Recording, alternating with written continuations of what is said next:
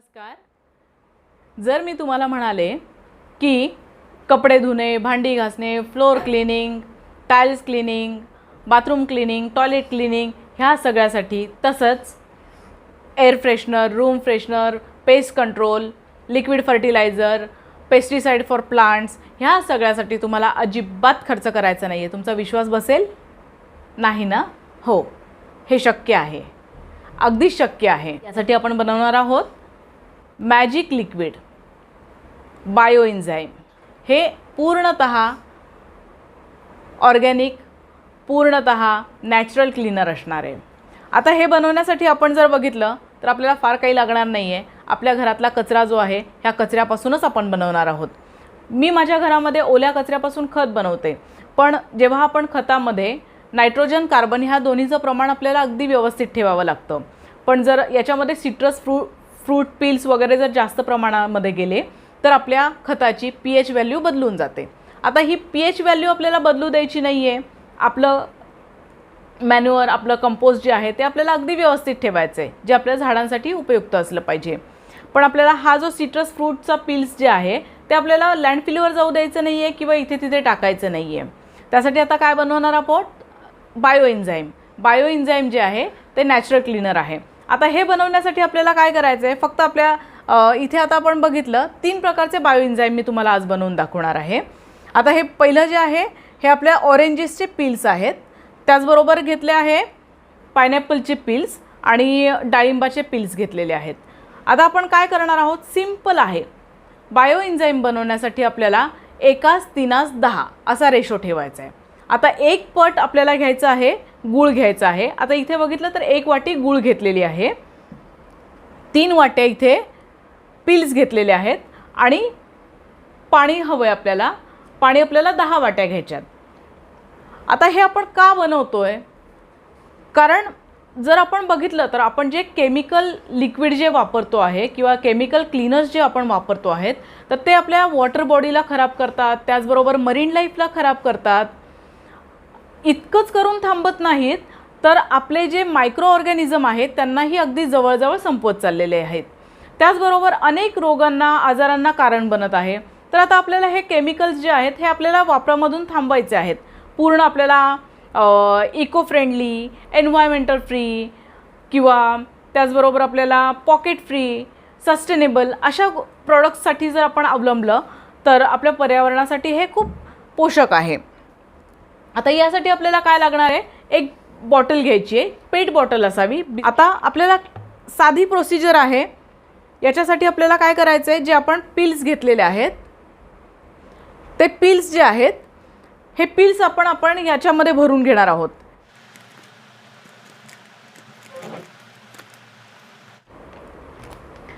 आता आपण ह्या बॉटलमध्ये बघितलं 3 वाट्या आपण पायनॅपलचे पील्स भरलेले आहेत आणि ह्या बॉटलमध्ये आपण 3 वाट्या संत्र्याचे पील्स आपण भरलेले आहेत, ऑरेंज पील्स आपण घेतलेले आहेत. आता पील्स भरून झाल्यानंतर याच्यामध्ये आपण ॲड करणार आहोत 1 वाटी गूळ.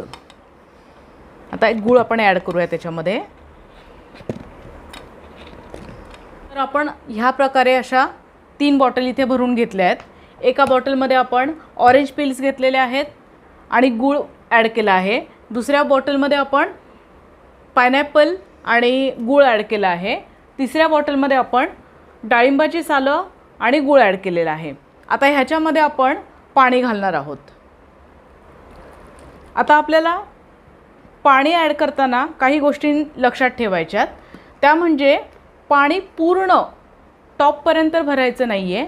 पाणी आणि बॉटलचं झाकण ह्याच्यामध्ये साधारण स्पेस ठेवायची आहे. त्याचं कारण असं की आपल्या एन्झाईममध्ये, बायो एन्झाईममध्ये गॅसेस तयार होतात आणि हे गॅसेस जर स्पेस नसेल तर डायरेक्ट आपला जो तयार झालेलं लिक्विड आहे हे ओव्हरफ्लो होण्याचं किंवा यातनं बाहेर पडण्याचे चान्सेस असतात. सो ते होऊ नयेत म्हणून आपल्याला ते आपल्याला स्पेस मेंटेन करायची आहे.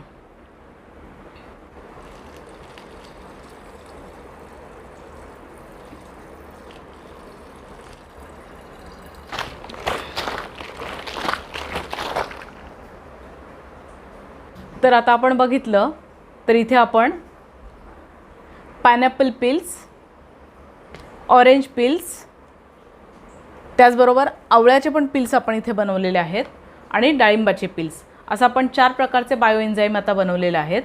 आता सगळ्यात महत्त्वाचं, बायो एन्झाईम बनवताना आपण जी बॉटल घेणार आहोत किंवा जे कंटेनर घेणार आहे ते आपलं पाहिजे. शक्यतो अशी बॉटल घेऊ नका, अशी बरणी घेऊ नका.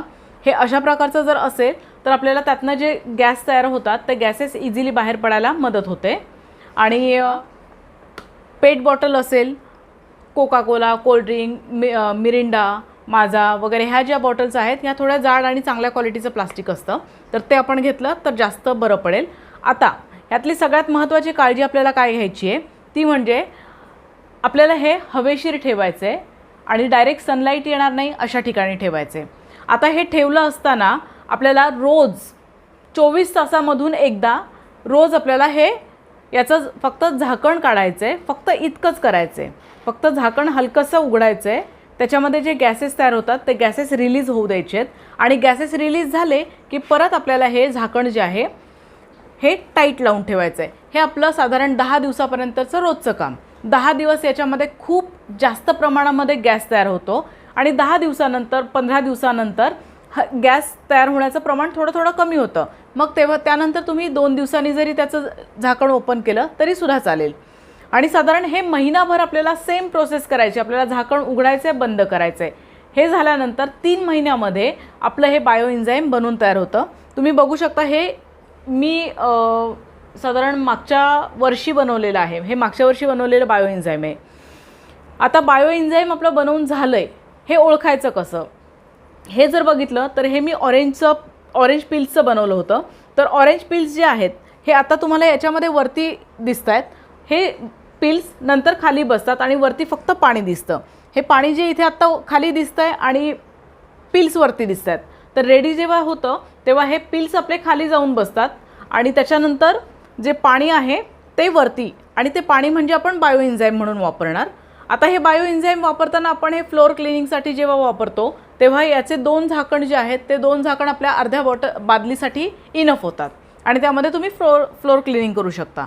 त्याचबरोबर जेव्हा भांडी घासायची आहेत तेव्हा हा जो खाली जो थिक असा जो याचा बेस तयार झालेला आहे तो बेस घेऊ शकता. त्याच्यामध्ये सोप नट म्हणजे रिठा जी आहे ती रिठा जर मिक्स केली तर तो फेस पण होणार आणि ऑर्गॅनिक होणार. आणि हे बायो एन्झाईम जे आहे हे बायो एन्झाईम आपलं बॅक्टेरिया जी असतात म्हणजे जे फंगस, बुरशी वगैरे हे जे प्रकार असतात त्याला क्लीन करण्याचं काम करतं. त्यामुळे आपली भांडी जी आहेत ही भांडीसुद्धा आपली क्लीन होतात. तर हा व्हिडिओ जर आपल्याला आवडला असेल तर जास्तीत जास्त लाईक करा, शेअर करा आणि सबस्क्राईब करा. आणि हो, आपल्या कचऱ्याचं व्यवस्थापन आपल्यालाच करायचं आहे. तर आपला जो कचरा आहे, माझा कचरा माझी जबाबदारी, आणि माझ्या कचऱ्याची जबाबदारी मी पूर्णपणे पार पाडत आहे. तर मी आशा करते तुम्हीही ह्या चळवळीमध्ये सहभागी व्हाल आणि कचऱ्याचं व्यवस्थापन कराल. हो, माझा कचरा माझी जबाबदारी.